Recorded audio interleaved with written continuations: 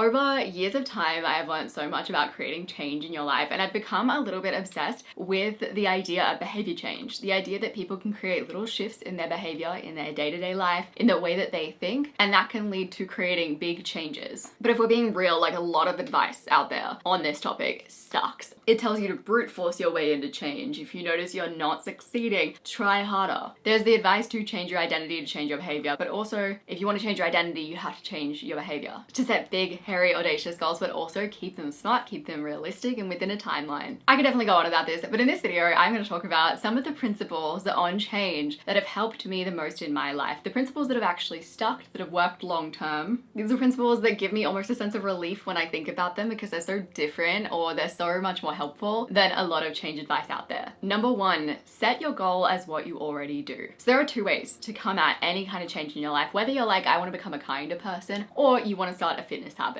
The first way is coming from a place of, there's something wrong with me, I'm not good enough, therefore I need a change. And the second way is starting from a place of, I accept and am okay with who I am and where I'm at. Consistently, over time, I've found that acceptance-based change always works better. As psychologist Carl Rogers puts it, the curious paradox is that when I accept myself just as I am, then I can change. And one of the best ideas that I've actually heard recently that really just embodies this advice and makes it actionable is from the creator, Ruler Liz Casey. And it's to start by setting a goal based on where you are at right now. So if you're trying to spend less time on social media, and right now you spend about 4 hours every night on social media, start by setting a goal to spend 4 hours of time every night on social media. If you keep on sleeping until 7 a.m. when you want to be waking up earlier, start by setting your goal to wake up at 7 a.m. When you set goals that deeply align with where you're at now, it helps you to start from a place of okayness and acceptance with where you are now, rather than starting from this place of self-criticism, a place of like, something is wrong with me and I need to change. It's almost like this feverish attitude. The energy from that just never lasts. You need to kick off from a place of acceptance, otherwise it's just going to be so much harder to change. Have a system for behavior change. I think everyone's probably met someone who constantly says, you know what I'm gonna do? Change my diet on Monday. Or I'll definitely start working out next month. Next month is gonna be my healthy month. Or from next term, that's when I'm gonna start being a better leader. Or I'm gonna be kinder to people. Or I'm gonna be less gossipy. And I think it just turns into a habit, like making these declarations of potential changes and then not following through on them. When you are that person, you start to lose trust in yourself, and trust in yourself is one of the most important things that you can build to become a person that can create change. David Parker wrote in the book, The More You Do, The Better You Feel. It's for this reason that we must keep in mind that our primary goal is not to accomplish our tasks, but to raise our self-esteem. To do that, you don't need to concern yourself over how much or how many accomplishments are necessary, because all it takes is the accomplishment of just one task in order to begin feeling better about yourself. Start committing to small goals with deep intention, with the end goal of building self-trust. I think self-trust is the first place that you need to start if you want to create change. If you instead throw out promises of change just whenever you feel the urge, your self-trust just diminishes.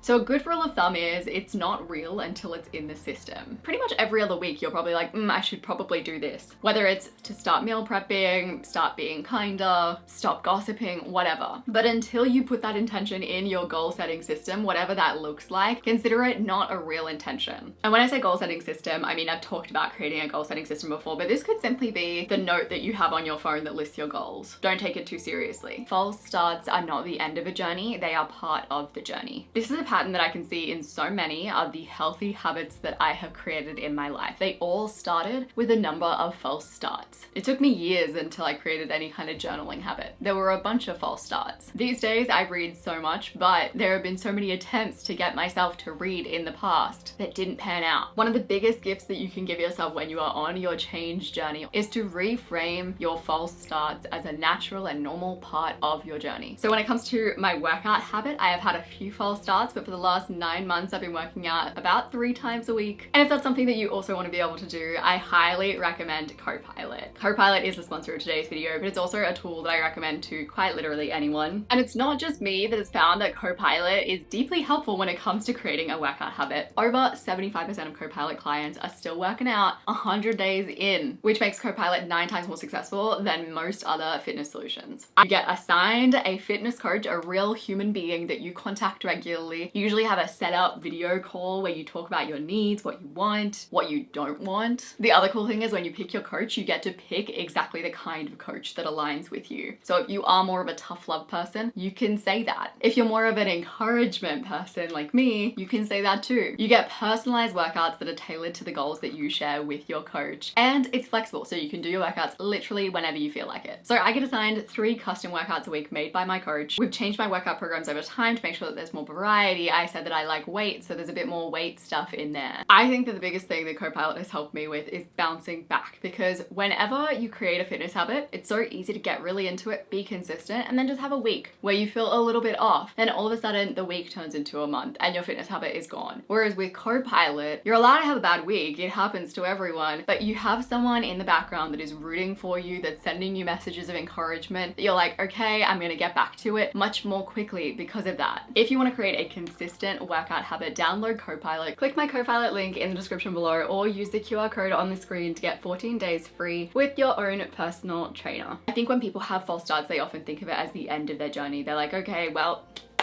that didn't work. But they're part of your journey. They're the little pit stops on the way. They make you self-reflect. They make you reconsider. They make you think more about your why. They're necessary parts of your journey. The next principle is flexibility over rigidity. A lot of people, they go into changing their life with these really strict implementation intentions, which is something popularized by James Clear, who we love, but also just preached by so many people in the self-help world. So for example, on Monday, Wednesday, and Friday at 5:30 p.m., I go to the gym. And this can work really well depending on your brain. For some people, I think it has unintended side effects that are deeply unhelpful. Particularly anyone who doesn't have a naturally type A personality may experience these unhelpful effects. Firstly, you have stronger reactions to your failures, to the times where you don't get to your 5 p.m. Wednesday workout because of that rigid intention. And secondly, you give up more easily because of the rigid intention. Once you muck up, you kind of just throw your hands in the air and you're like, well, I can't stick to the plan, so I'm gonna throw it out the window. If you find that that's a pattern for you, try setting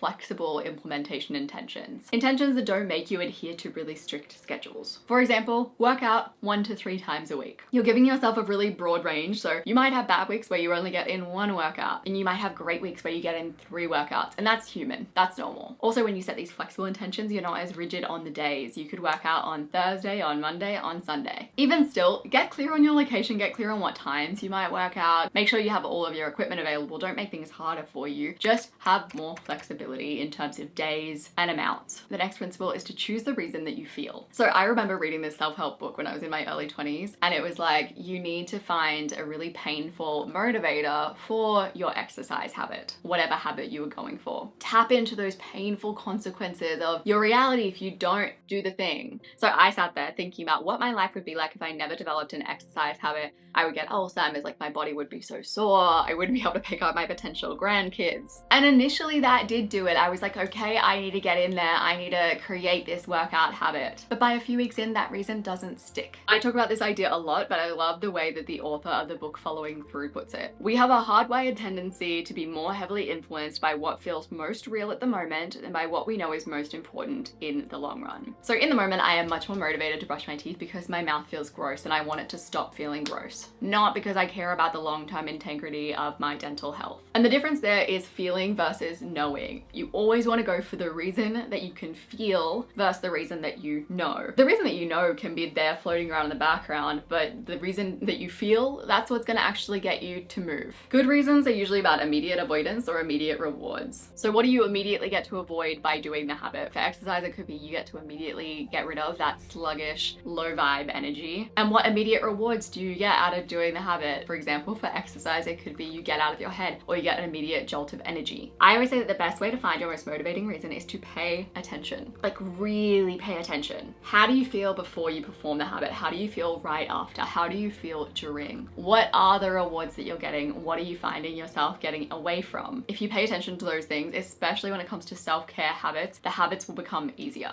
The next principle is to stop secretly relying on self-discipline. I think something that's so easy to do is to hear this video, listen to everything that I'm saying, nod your head and be like, yes, yes, yes, I agree, and And then even still, the next time that you struggle to keep up a habit, admonish yourself for not having enough self-discipline. I've done this, you've done this. It's this secret reliance on self-discipline. And you do this out of habit, you do this out of shame, you do this because of your upbringing. Something that I really recommend is creating a list of resources like this video, like the Instagram quotes that you've saved, books, whatever you can find that are focused on this compassionate form of behavior change and not this discipline behavior change. Go back to this whenever you feel like you're leaning into that discipline focused energy as part of your commitment to not be careless with yourself as you make change. The next principle is to focus on your wants and less on your shoulds. The most successful longer term changes that I've made in my life have started out as wants, and the most unsuccessful changes in my life have started out as big shoulds, or have been kind of surrounded by shoulds. And there's also another pattern at play here that so many people go through, where you have a goal that starts out as a want and it goes really well, and then over time it turns into a should, and then it all goes to trash. When you try to make change in your life but you are desperately clinging to your shoulds, change is just going to be harder. And shoulds are one of those things that just hang out in the background. You're almost not aware of them as they just slowly and subtly sabotage your goals and your growth. They make you try to change the wrong things for the wrong reasons, to make changes that you aren't really ready for, and to focus on things that just don't matter. They keep you in the same patterns over and over again the more that you cling to them. Shoulds can range from, I shouldn't be eating any sugar, I should be better at that, I should have more energy, I should be able to make change effortlessly, I should be farther along by now. Before you try to change your life in any capacity, do an audit of your shoulds. The first step is just becoming aware of them, because the more aware you are of them, the less you can be controlled by them. Then start journaling on them, start dissecting them. The ultimate goal is to be able to notice them existing, because they're probably always going to exist, but not eat into them. And the last principle is momentum over motivation.